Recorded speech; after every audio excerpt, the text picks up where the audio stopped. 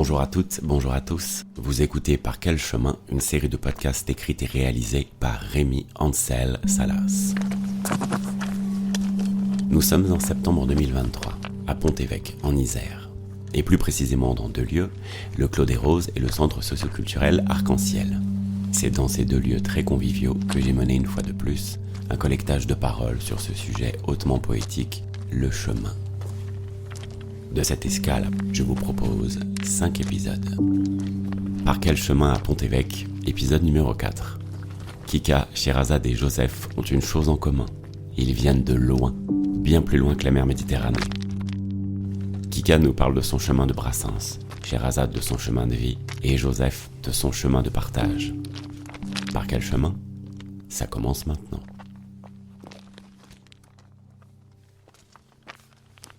Alors, c'est surtout le chemin de Brassens que j'ai trouvé. Moi, je suis issue d'une famille d'origine algérienne. Donc, on est arrivé dans les années 60, après la guerre.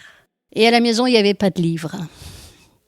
Il n'y avait pas de livres et on ne parlait pas français dans les années 60. Papa étant très, très, très vieux, il m'a eu à 70 ans quand même, et maman qui était complètement analphabète. Je vivais dans ce petit monde, dans mon petit monde à moi et dans ce monde de l'immigration, je dirais.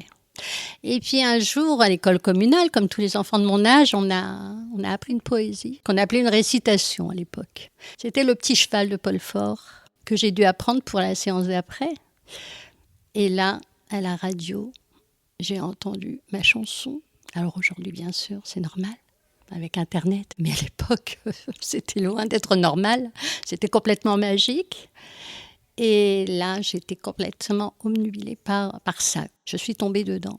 Donc, j'ai appris par la voisine que c'était un monsieur qui s'appelait Georges Brassens. Et elle m'a acheté le 45 tours. Et là, je l'ai passé et ma récitation, je l'ai chantée à l'école. Et là, j'ai découvert Brassens que je ne connaissais pas du tout. Et ça m'a ouvert complètement des horizons. Ça m'a fait sortir de mon milieu, qui n'était pas évident pour une petite fille des années 60 d'origine algérienne. Et ça m'a forgé et ma liberté, ça m'a montré les chemins, justement. Ce que je retiens, c'est que, comme je le disais au départ de la conversation, je suis issue d'une famille d'immigrés, même si l'immigration de ma propre famille n'est pas du tout la même que l'immigration en général, comme on peut l'entendre. Ce qui m'a permis d'être moi aujourd'hui, c'est que je suis une insoumise, tout simplement. Parce que naître comme petite fille dans un milieu très traditionnaliste, ça vous apprend à vous battre. Au sein de la famille, en tant que fille, en tant que sœur, et puis après en tant que femme et en tant que maman. Voilà. Donc ça fait... mon autonomie, je la dois aussi à la rigueur de mon ancien milieu auquel j'ai échappé. Parce qu'on m'avait déjà prédestinée à une certaine vie. Et j'ai dit non. Voilà.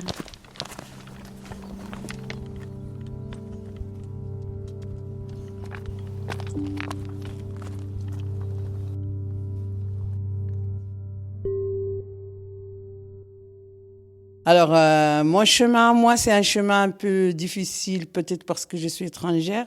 Mon chemin, il était un peu long, où j'étais dans un pays étranger. Après, je suis venue arriver ici.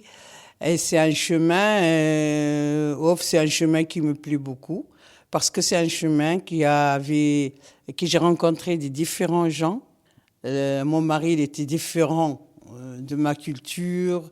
Il y a une grande différence de culture. Malgré ça, j'étais très bien adaptée et j'avais mon chemin qui a rencontré mon chemin. Mon bonheur, c'est ma fille. C'est ma fille, que j'ai une fille que j'adore d'ailleurs. Et mon chemin, c'est un chemin un petit peu lent parce que mon mari, il m'a laissé à moitié, il était décédé. Et il a laissé la fille à ma charge et c'est moi qui ai pris la charge de ma fille jusqu'à qu'elle est devenue ce qu'elle est devenue maintenant. Et je prie au Dieu tout le temps. Je remercie beaucoup le Dieu parce qu'il me l'a mis sur un chemin très, très courageux, très bien. C'est un chemin que je voulais pour elle. Il est très bien placé, il vit une vie maritale très bien, il a un petit garçon et c'est très très bien. Et pour moi, mon chemin, c'est un chemin parmi les chemins moyens. Pour moi, c'est un très beau chemin. Mais pour les gens, peut-être, c'est un chemin moyen. Pas un chemin douloureux, heureusement, parce que franchement, j'étais vécu à mon enfance avec mes parents très très bien. Et j'ai réussi ma vie scolaire et j'ai rencontré un bon mari, que Dieu a son âme.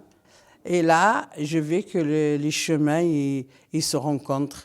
Franchement, il y a des gens que je rencontre maintenant qui ont des douloureux chemins que j'accepte à l'écouter, à l'épauler, à rester avec eux jusqu'à vraiment qu'ils se sentent un petit peu mieux.